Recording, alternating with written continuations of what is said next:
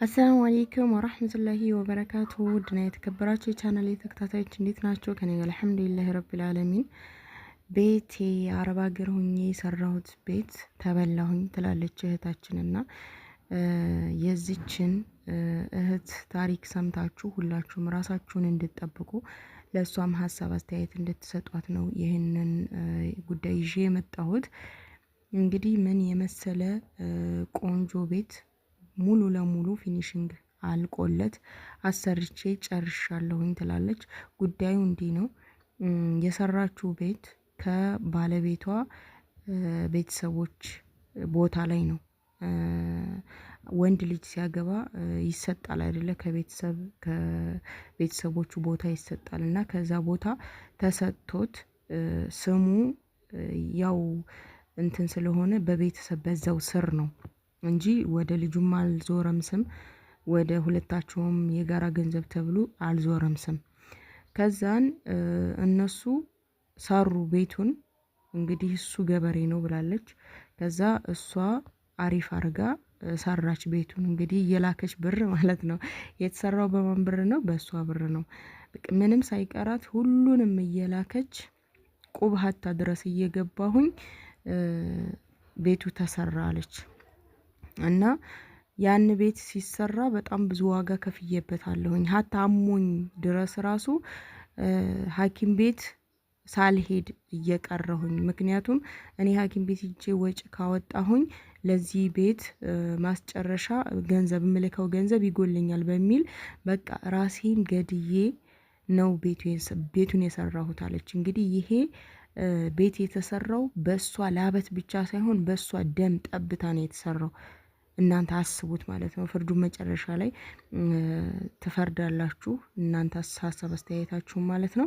እና ይሄ ቤት አለቀ። ካለቀ በኋላ እሷ ሀገር ገባች ማለት ነው። ሀገር ገብታ ከዛ የተወሰነ እንደቆዩ የሆነ ጭቅጭቅ ሲፈጠር በመካከላቸው ትቷት ወደ አረብ ሀገር ይሄዳል፣ በባህር ማለት ነው።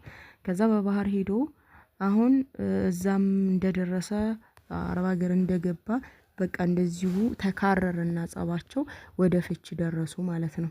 ከዛ ቤተሰቦቹ የምታገኘው ነገር የለሽም፣ ብሩ ቤቱ የተሰራው ዙሮ ቦታውም ሁሉም በእኛ ስም ነው፣ ጣራውን ሰርተሻል፣ በህግ ከተፈረደልሽ ያው ሚስት እስከሆነች ድረስ በህግ ይፈረድልሻልና ጣራውን ተገምቶ ብሩን ወደ አንቺ ይገባልሻል ተባለሽ ማለት ነው።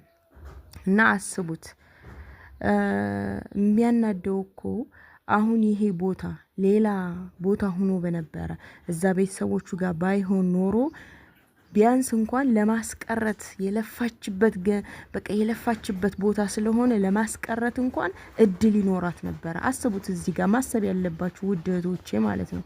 አሁን ግን በጣም ወጥመድ ውስጥ ነው የገባችሁ። ምክንያቱም ቦታውን ቤቱን ማስቀረት አትችልም። ምንም እንኳን ገንዘብ ቢኖራት ማስቀረት አትችልም። በራሷ በላቧ ባመጣችው ገንዘብ የተሰራ ቤት ነው። ገብቷችኋል? ምንም ቦታው የሱ ቢሆን ማለት ነው። ግን ያንን ራሷ ለፍታ የሰራችውን ቤት ጣራው ተገምቶ ይገመትና ሙሉ ቤቱ ይገመትና ስንት እንደሚያወጣ ከዛ የቦታ ይሄን ያክል ተብሎ የቦታ ገንዘብ ይነሳል። ከዛ የተረፈው ለሁለት ይከፈልና ግማሹ ለሷ ማለት ነው። እና ግማሹ ለሷ ተሰጣት እና በጣም ነው ያለቀሰችው። አሁን በዛ ገንዘብ ተመልሳ የት ሄደች? ስደት ማለት ነው። እና ውዶችዬ በጣም የሚያሳዝነው ነገር ምንድነው? ብራችንን የምንጥልበት ቦታ፣ ቤት የምንሰራበትን ቦታ አለማወቃችን ነው። ሲጀመር ስምሽ የሌለበት ቦታ ላይ ለምን ትሰሪያለሽ?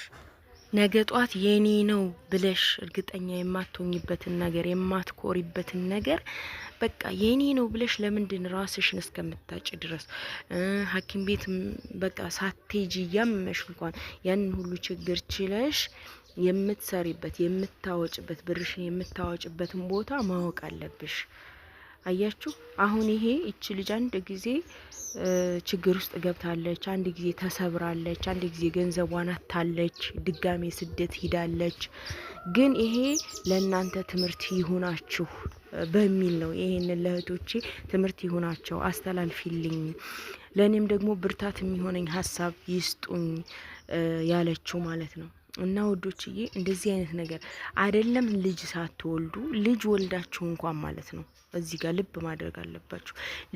ልጅ ወልዳችሁ እንኳን አንድ ልጅ ሁለት ልጅ ኑሯችሁ እንኳን ወላሂ ስማችሁ የሌለበት ቦታ ላይ በቃ ገንዘባችሁን ላባችሁን አታፍሱ በፍጹም። በጣም የሚያናደው ነገር ምን እንደሆነ ታውቃላችሁ? በቃ ቦታዬኛ ነው ከቦታው ምንም የላትም ከጣራው ግን ከፍላት ውሰድ የሚባለው ነገር ወላሂ በሰዎችም ቢሆን እኔ በጣም ነው የሚያበሳጨኝ።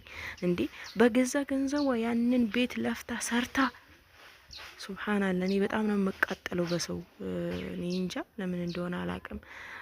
እና በሁላችንም ይሄ ነገር ሊደርስ ይችላል።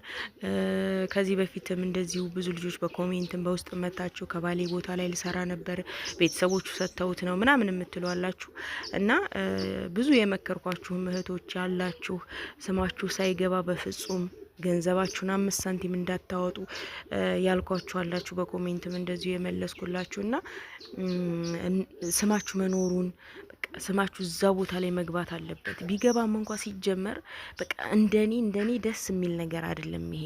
ለምን ነገ ጧት በፍቅር ላይ ጸባ አለ። ያ ነገር ከፍለሽ ገንዘብሽን ሰጥተሽ ወደ ራስሽ ቤት ስለለፋሽበት ወደ ራስሽ የምታስቀሪበት ምንም አይነት ምክንያት የለም። ምክንያቱም እዛ ጋር አንቺ ባልሽ ጋር ተለያይተሻል። እዛ ጋር ከባልሽ ቤተሰቦች ጎን መኖር አትችይም። ይሄንን ማወቅ አለብሽ።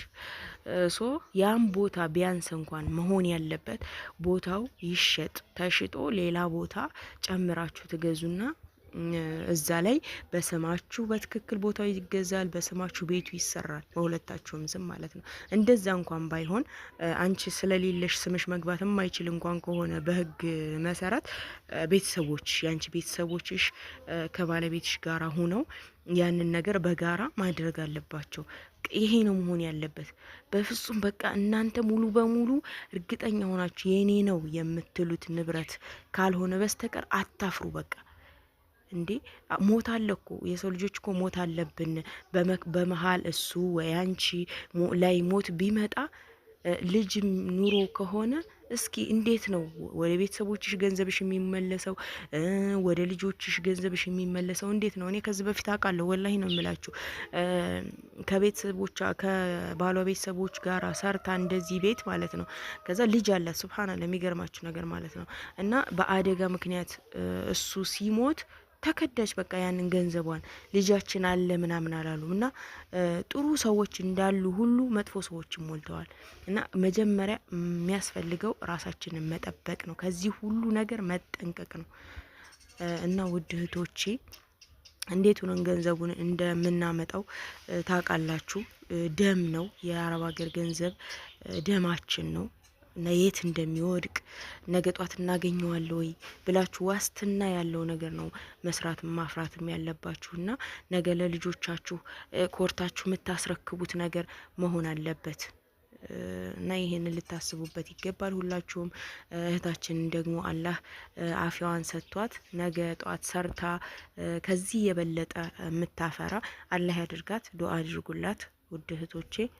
ሌሎቻችሁም እንደዚህ አይነት ሀሳብ ያላችሁ እንግዲህ ግልጽ ሆኖላችኋል ብዬ አስባለሁኝ። ለራሳችሁ እሰቡ፣ ለገንዘባችሁ የት እንደሚወድቅ በደንብ እሰቡበት። ከዛ በኋላ ደግሞ እንግዲህ የራሳችሁ ተወስናላችሁ ማለት ነው። በዚህ ጉዳይ ሀሳብ አስተያየት ያላችሁ ካላችሁ ኮሜንት ላይ ጻፉልኝ።